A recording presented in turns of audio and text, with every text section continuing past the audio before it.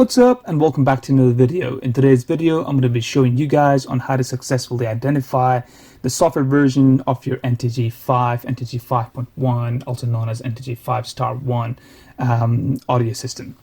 So there are two different variations, Audio 20 and a Command variation of both NTG5.1 system. The reason for this video is in relation to another video that I created in the past where I kind of showed on how to activate Apple CarPlay and Android Auto on your NTG5.1 audio system. Of course, for the compatible Mercedes models, which I've previously listed. So if you watch that video, there will be a link to it in the right top hand corner.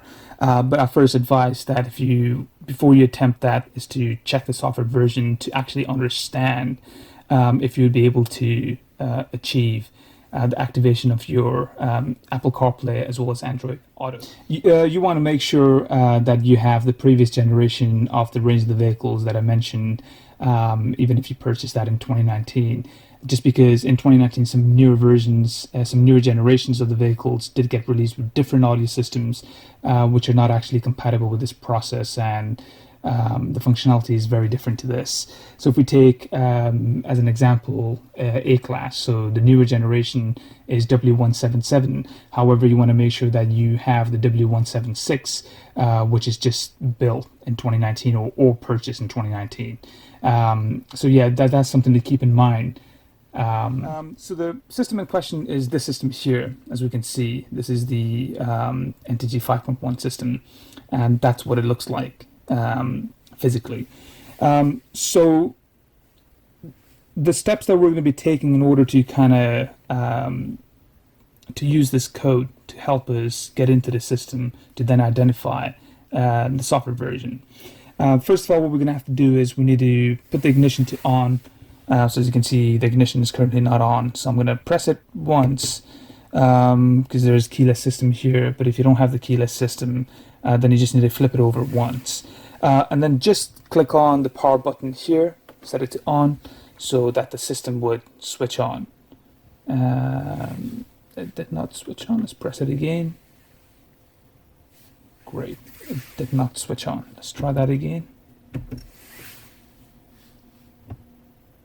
There we go. So the system is now turning on. Okay, once that's booted up, it doesn't actually matter where we are, whether you're in navigation, radio, media, telephone, vehicle. Navi will probably take a while, so we probably want to back out of that and probably head over to the vehicle, I guess. Yeah, click on that. So leave it at that. The next thing that we want to do here is a sequence of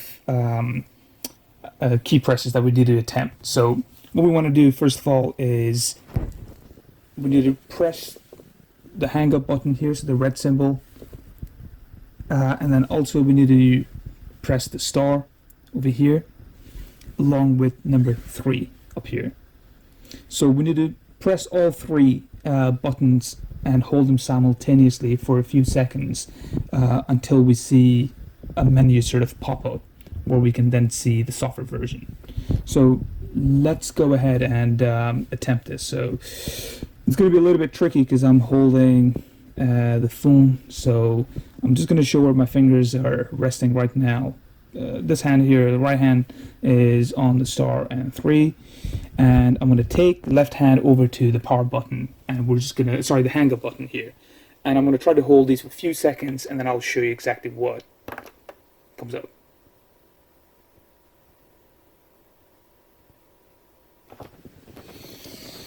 Okay, and as you can see, you should not be seeing this. There's just the system is in just ignition mode 1, so we click on OK. But here we are. So you will see a maker dialog. That's what it's called here, as we can see. Maker diagnostics, but you can refer to it as maker diag. So there are a number of different options here that we can, obviously modify, play around with. But the important thing that we really need to keep paying attention to is the version information. So if we click on that, it will take you over to this page, which then kind of confirms the software version number, the hardware version number, etc. that you need.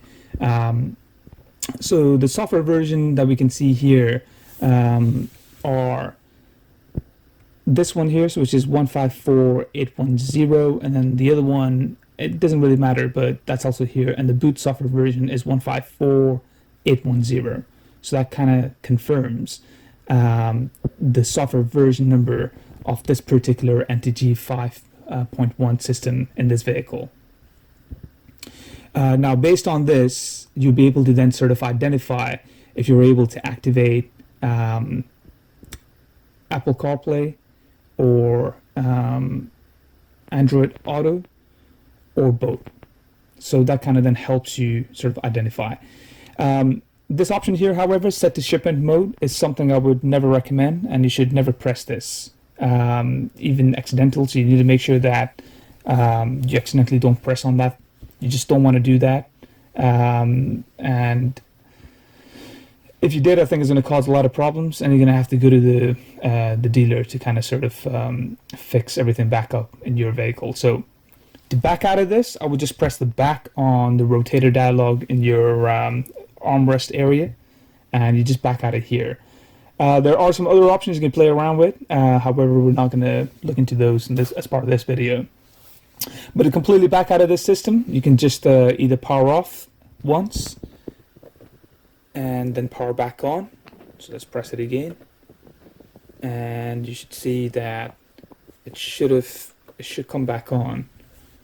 Actually, it won't. Sorry, because I had the problem where I need to put the ignition back on. Okay, there we go, and that should come back on. There we go. So that's how you would back out without accidentally touching anything in that section, especially set to shipment mode, which is something I highly recommend against. So once again, guys, I hope this video has been helpful. If it has, please make sure to share it, give it a big thumbs up. Any questions, leave it in the comment section below. I'll do my best to get back to you guys as soon as possible. And as always, for more exciting content like this, please make sure to subscribe to the channel. And I'll see you guys next time.